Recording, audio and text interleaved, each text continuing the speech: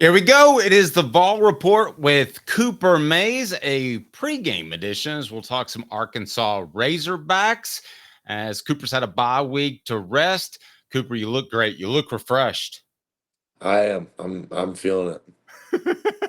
Hit that like and subscribe button right now, and we would love for you to turn those notifications on as well. Cooper, it's interesting to me when I take a look at the SEC, and I would like your perspective with an off week. I'm not sure how much football you got to watch, but I, nothing new. The SEC is just really good. Yeah, I mean, it's just how it's always been. I'm sure it's how as long as it's around, it's always going to be. Got it's like the mini NFL is probably what a lot of college coaches call it. And if you want to play against the best, then you got to play here. I've been, I guess, a little bit surprised by the number of really good teams, and you're going to be playing something, so I don't want to specify, but I just think it speaks to the test that you have to go through each and every week when you get into SEC play. It's like a whole step up, isn't it? It's rough. There's definitely a. I remember my freshman year, we had an all SEC schedule. It was like 10 straight games of straight SEC, and it was an absolute gauntlet. You know, win or lose, like everybody's feeling it after a game like that or a Yeah, season like that, I guess. right. And now shame on you guys for being so good because they're going to want to put you in the nighttime slot because that's the prime time slot. Now, I don't know if you keep up with TV contracts, probably not, but used to be the biggest game of the day would be at 3:30. Now it looks like a nighttime start is going to be the regular place that the best game will be. You guys are going to be playing there on Saturday and then playing in the night slot on against Florida. So I'm just curious what challenges that presents. I think the biggest thing is just you just wait around longer, in the hotel. So, I guess there's more anxiety that builds up throughout the day. You're waiting to play, but I mean, other than that, there's not a ton much difference. Maybe going to be a little bit cooler. I guess it won't matter here in a few weeks, but early in the season, a night game is probably a little bit better than a middle of the day game. Okay, so when take me through a day game first at home, and we're gonna talk about Arkansas, of course, but when you've got a night game, take me through your day. When do you go to the facility? Do you do anything to occupy your mind? What do you do? We're in a hotel, so we That's right. stay in a hotel. We stay in a hotel before every game, and then you wake up, you get breakfast, you do some walkthroughs, kind of do some last not last minute, I guess, but last final preparations for the game. You go over some things, and then you just relax to the game for the majority of the middle of the day. Then you go over the stadium, do your warm ups, and get ready to go. So do you have any downtime where you play solitaire or something like that, or how do you keep your brain from not getting anxious and the anxiety of it? I take a nap in the middle of the day, actually. So So that's how you handle it. I mean, there's no probably no better way. I'm officially calling you the most laid back gladiator of all time. How about that? You gotta be. That's how you gotta be. When you were younger, was it more difficult to keep that anxiety at bay?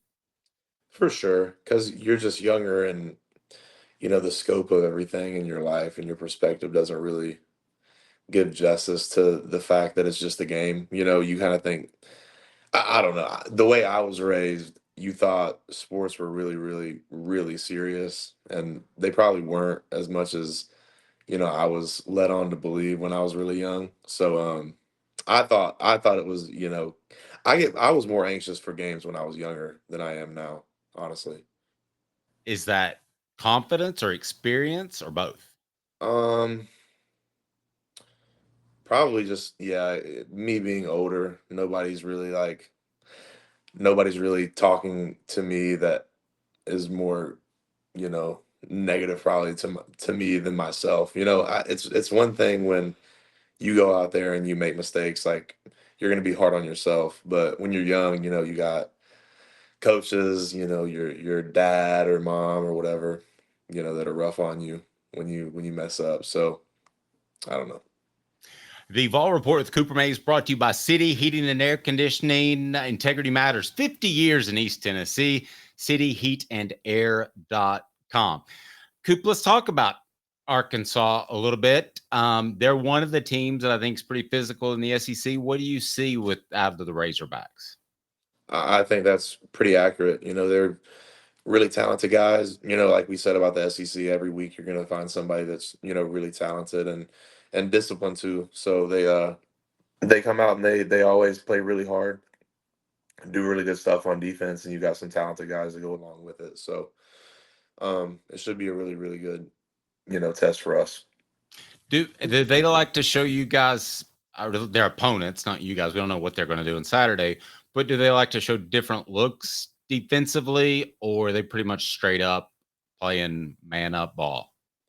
No, it's there's always going to be a little mixture nowadays. There's not many people that just play straight up, but they definitely mix some stuff up, especially you know they get in and out of 3 down, 4 down, mix some things up in the exotic blitz game in 3rd down. So yeah, you got to be ready for everything.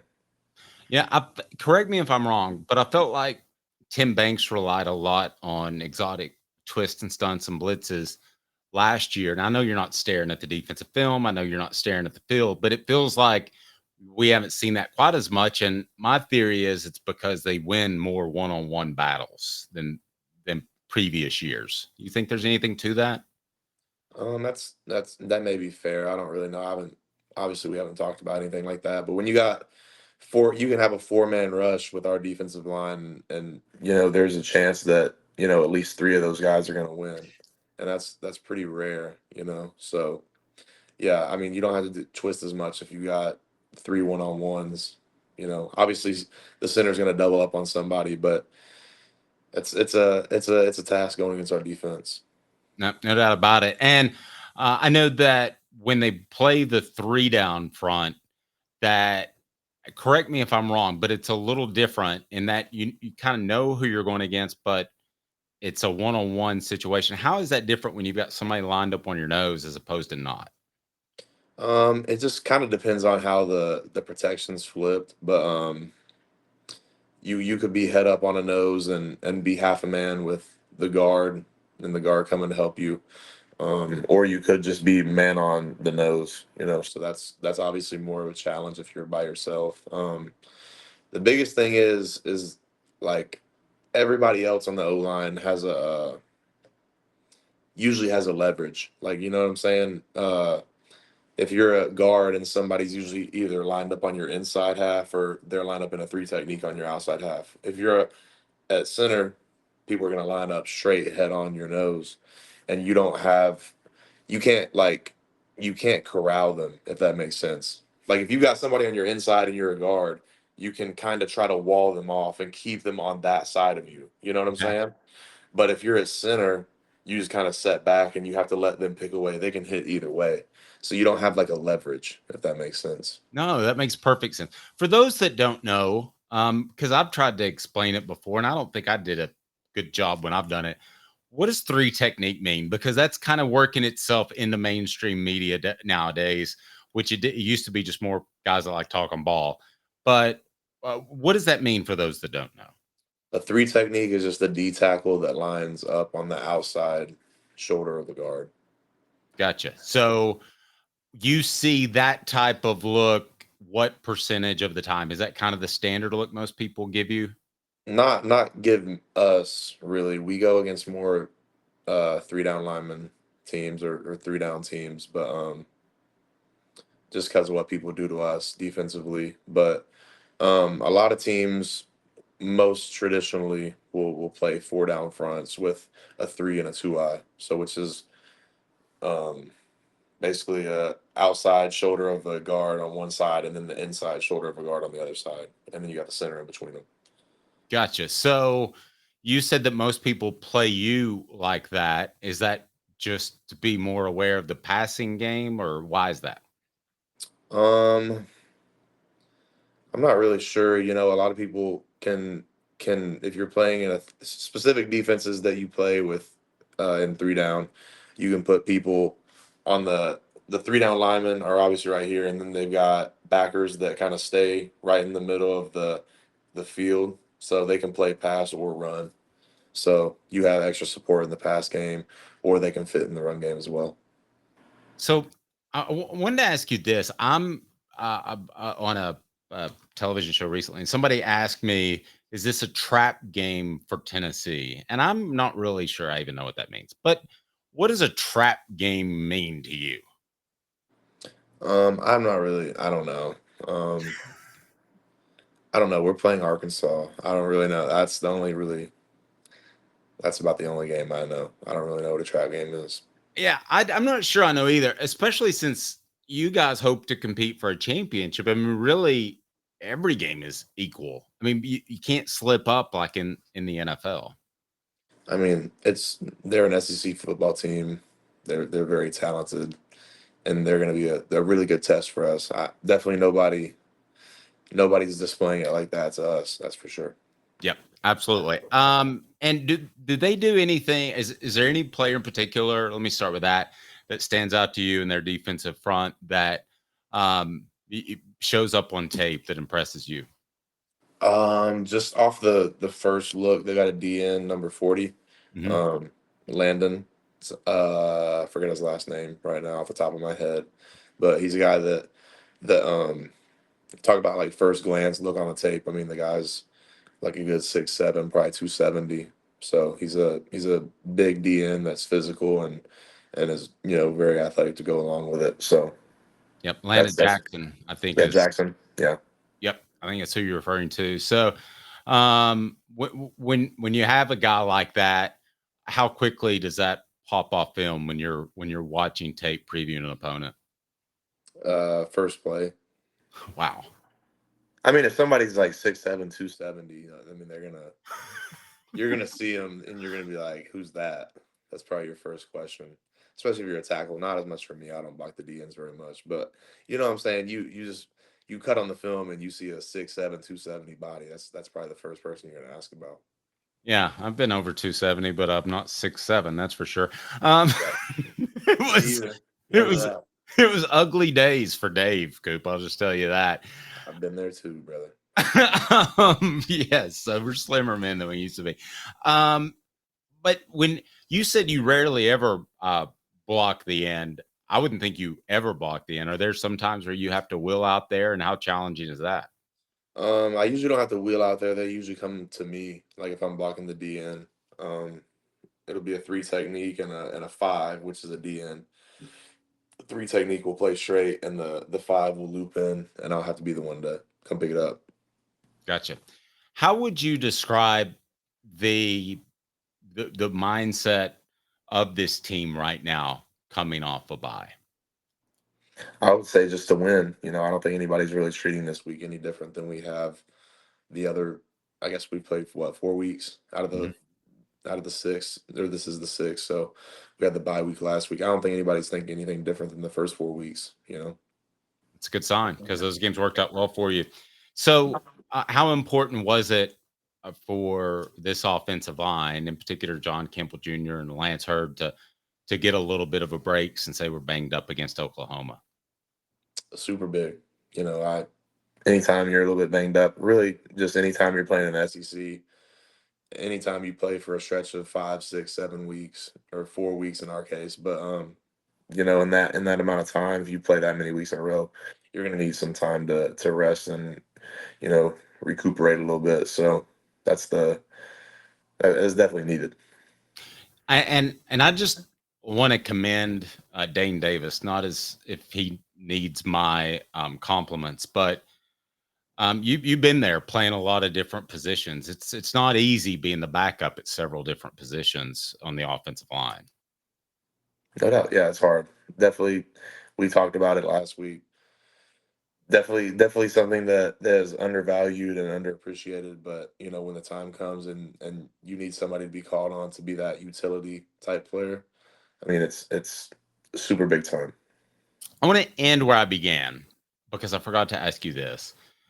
Because with the night games and it's a road game, I don't think people understand. I have people sometimes, Cooper, ask me, oh, do they stay overnight after the game? I mean, that's how disconnected you can be because people tune in, watch you play football, and they don't understand what all goes into it.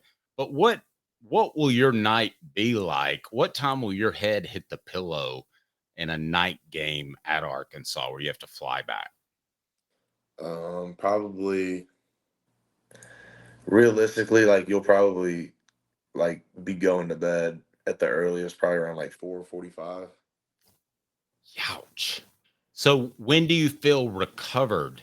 Because you've done this before with Oklahoma. When do you feel physically recovered? Because I'm guessing it's not Sunday, may not even be Monday. No, yeah, it's a couple days after. Like it takes some time. That's for sure. My position, at least, I don't know how. I can't speak for everybody, but yeah, Those skill position dudes, they're just running around. they're doing more than ours. Do more than that. That's for sure. They do. Now, let me ask you that because real quick, Kelsey Pope referred to the way these receivers are playing, and part of that was blocking without the ball. How physical are your receivers, and when you see them on tape? Very. That's it's been something that's, especially with Brew. He's been doing it for years and years. But I mean, I think everybody kind of gets a little bit of juice from a guy like that. If you see somebody being dominant, especially even an O line, if you see Brew down there, kicking the dog out of somebody, then I mean, it just makes you want to play harder. I think everybody's it's a little bit contagious. Especially, I mean, there's just something like O line, we're expected to do that. You know what I'm saying? Like, we're never going to get the ball. Like, people expect for us to block without the ball in our hands because we're not going to get the ball. So, like, it's expected. Nobody really notices it. But, like, when you see a wide receiver, like, running down the field blocking, it's super cool. Okay. One of the funniest things you've ever said is when you pounced on that fumble and you said quick like a cat. And I don't know if you even remember that. This is a fumble like may have been 2 years ago, but I can't even remember when it was. How many times have you touched the football during actual game play when you're not snapping it, but in your college career? Well, let's specifically go offensive line because you played some other positions. But how many Right. times have you touched the football while it's in play? Oh, man. I recovered two fumbles here. I don't know if I recovered any other fumbles in my career before in high school on offense at least. Um, yeah, probably twice. That's about it.